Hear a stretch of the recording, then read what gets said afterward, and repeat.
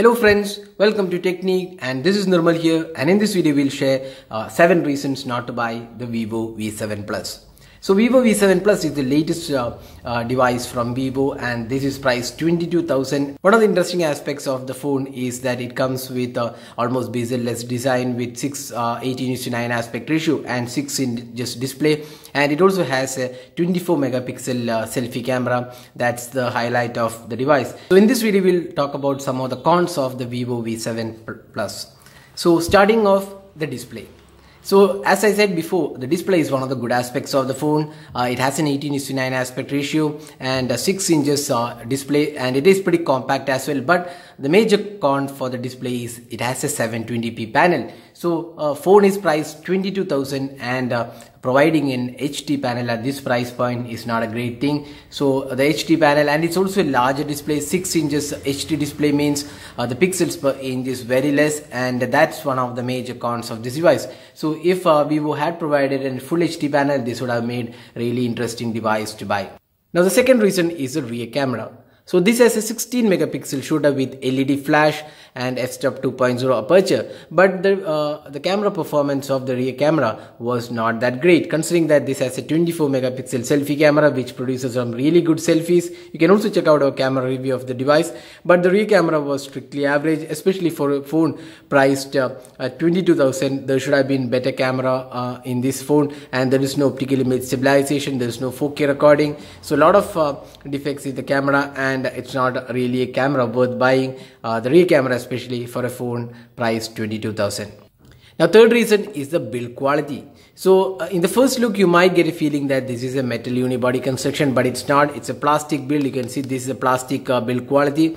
Although it's a unibody construction, it's a plastic build, and for a phone priced 22,000, we would have definitely expected a metal unibody construction, because metal will last more longer and plastic would peel off after a few weeks or months of usage. So that's another issue with the Vivo V7 Plus. Now next con is that it comes with a Snapdragon 450 octa-core chipset.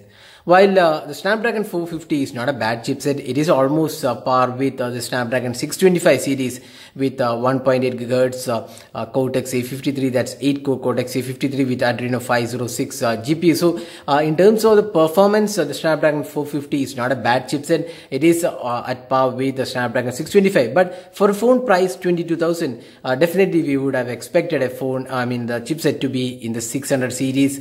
So Vivo has provided the 450, which is kind of an entry-level chipset. So that's not a great option to have for a phone in the price range of 22,000. So that's another reason not to buy this device. Now another important reason is that there is no fast charging. Again, in this segment, most of the phones, or even the budget segment, most of the phones now provide with fast charging. It has a 3225 mAh sealed battery, but there is no fast charging included, and that means you need a lot of time to charge this device. So that's another con, because most of the phones in the sub 25K price point now offer fast charging. So that's another con on the Vivo V7 Plus. Then finally, the pricing.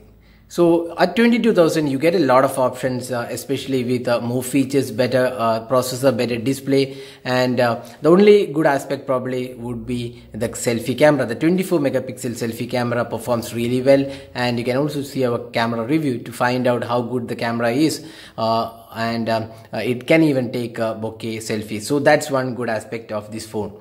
And other than that, there are also minor cons, like there is no 4K recording, and then slow motion is at just a 480p, and overall it is not really a great value for money package from Vivo. So the Vivo V7 Plus should have been priced around the 16 or 17K. That would have made much better sense.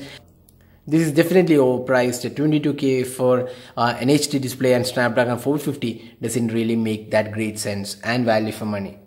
So that was the 8 reasons not to buy the Vivo V7 Plus.